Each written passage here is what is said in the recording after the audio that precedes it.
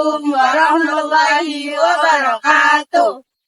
Halo, perkenalkan kami dari kelompok 2. Kami akan mempersembahkan sebuah video pembelajaran fisika dasar. Dengan saya Putri Nidat Hafarina, tim 2410 50 50 58. Saya Clementina Masombe dengan NIM 24 10 50 50 40. Saya Siti Lydia Melani dengan NIM 24 10 50 50 40. Saya Putri Krisnawati dengan NIM 24 10 50 50 22. Saya Mutia Sakila dengan NIM 24 10 50 50 50. Baik, tanpa menunggu lama lagi, selamat menonton. Di saat ini saya akan menjelaskan materi tentang besaran radiasi. Besaran radiasi dibagi menjadi 4 bagian, yaitu 1 flux, yang kedua intensitas, yang ketiga paparan, yang keempat kernel. Flux adalah jumlah energi radiasi atau jumlah partikel radiasi melalui satu satuan luas persatuan waktu dengan satuan M pangkat minus 2 S pangkat minus 1. Intensitas perkalian antara kuantitas flux dan energi dengan satuan Joule M pangkat minus 2 S pangkat minus 1. Banyaknya radiasi yang masuk suatu luasan tertentu per satuan waktu tertentu. Intensitas mengukur kekuatan radiasi pada suatu titik yang biasanya mempengaruhi kualitas gamma dan dosis radiasi. J atau M pangkat minus 2 S pangkat minus 1. Paparan adalah pasangan ion yang terbentuk di udara akibat terpapar oleh radiasi. Pengen berupa sinar gamma atau sinar X yang terbentuk di udara. Sementara detektor terdiri dari udara. Detektor terbagi menjadi 2, yaitu katoda dan anoda.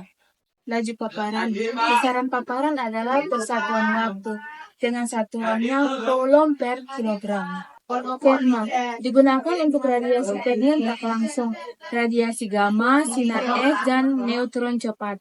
Satuannya joule per kilogram. Di sini saya akan menjelaskan tentang besaran dosimetri. Besaran dosimetri ada 3, yaitu besaran serap, besaran ekivalen, dan juga besaran efektif. Yang pertama, dosis serap, yaitu radiasi yang diserap oleh medium per satuan massa. Dosis serap diukur menggunakan ionisasi. Alat-alat ini mengukur energi radiasi yang diserap dalam material tertentu yang kemudian dikonversi menjadi dosis serap. Satuan dari dosis serap yaitu joule per kg atau Gray. 1 Gray sama dengan energi rata sebesar 1 joule yang diserap oleh bahan dengan massa sebesar 1 kg. Laju dosis serap yaitu besaran dosis serap per satuan waktu. Rumusnya yaitu D sama dengan DD per DT, di mana DD yaitu dosis serap dan DT yaitu waktu. Selanjutnya dosis ekivalen, yaitu besaran turunan dosis serap yang mempertimbangkan faktor bobot radiasi. Faktor bobot radiasi yaitu kemampuan radiasi untuk menimbulkan kerusakan pada organ atau jaringan. Satuannya yaitu Sievert atau SF. Lalu bagaimana dihitungnya dosis ekivalen? Yaitu dihitung dari dosis serap dengan mempertimbangkan faktor kualitas radiasi. Detektor seperti dosimeter film atau dosimeter digital digunakan untuk mengukur dosis ekivalen dalam praktik. Dosis efektif sama saja dengan dosis ekivalen, yang dimana yaitu turunan dari dosis ekivalen yang mempertimbangkan faktor bobot pada jaringan tubuh atau organ. Baiklah, di sini saya akan menjelaskan tentang kelistrikan. Listrik adalah suatu muatan yang bermuatan positif proton dan bermuatan negatif elektron yang mengalir melalui pengantar konduktor. Kelistrikan merupakan komponen penting dalam mengantarkan arus listrik. Arus listrik terjadi ketika elektron mengalir secara terus-menerus pada konduktor akibat perbedaan elektron pada suatu kondisi. Beberapa komponen kelistrikan antara lain baterai, kunci kontak, saklar, sekring, pengedip, relay, dan kabel penghubung. Listrik terbagi menjadi dua, yaitu listrik statis dan listrik dinamis, sedangkan hambatan listrik terbagi menjadi dua, yaitu hambatan listrik paralel dan hambatan listrik seri. Mungkin sekian materi kelistrikan dari saya. Materi selanjutnya akan dilanjuti oleh rekan saya. Halo teman-teman, di sini saya akan menjelaskan tentang kemagnetan. Nah, sebetulnya apa sih kemagnetan itu? Kemagnetan adalah sifat benda yang dapat menarik benda yang ada di sekitarnya. Secara garis besar, ada 3 jenis sifat kemagnetan yang dimiliki oleh benda. Yang pertama, ferromagnetik. Ferromagnetik adalah benda yang ditarik kuat oleh magnet seperti baja dan besi. Lalu yang kedua, ada paramagnetik. Paramagnetik adalah benda yang ditarik secara lemah oleh magnet seperti aluminium. Lalu yang terakhir adalah diamagnetik. Diamagnetik adalah benda yang tidak bisa ditarik oleh magnet seperti emas dan tembaga. Magnet memiliki 2 sisi, yaitu kutub selatan dan kutub utara.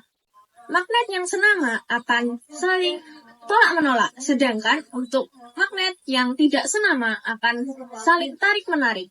Sekian penjelasan tentang kemagnetan dari saya. Selanjutnya, materi akan dilanjutkan oleh rekan saya. Ini adalah simbol yang ada di pintu ruang. Ini adalah ruang sinar X untuk pemeriksaan organ tubuh. Apa itu radiasi?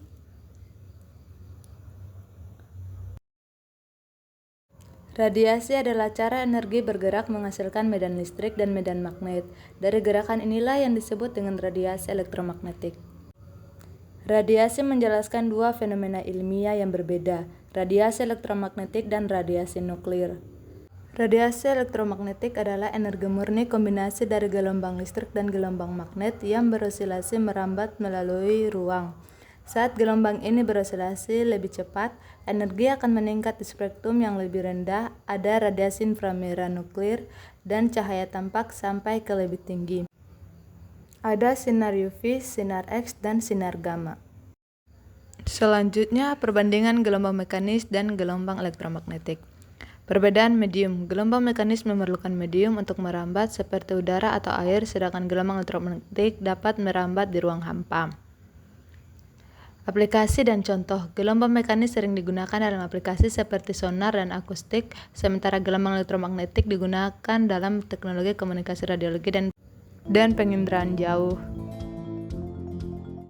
Yang kedua adalah gelombang cahaya. Kecepatan cahaya di ruang hampa adalah 299.792 km per detik yang merupakan kecepatan maksimum dalam alam semesta, mempengaruhi bagaimana cahaya merambat dan berinteraksi dengan objek di sekitarnya. Yang ketiga, spektrum elektromagnetik. Gelombang cahaya merupakan bagian dari spektrum elektromagnetik yang mencakup bagian panjang gelombang dari sinar gamma hingga gelombang radio dengan aplikasi yang luas dalam teknologi komunikasi dan penginderaan jauh. Sekian video pembelajaran dari kami. Semoga ilmunya bisa bermanfaat dan mudah dipahami oleh teman-teman sekalian. Terima kasih. Wassalamualaikum warahmatullahi wabarakatuh.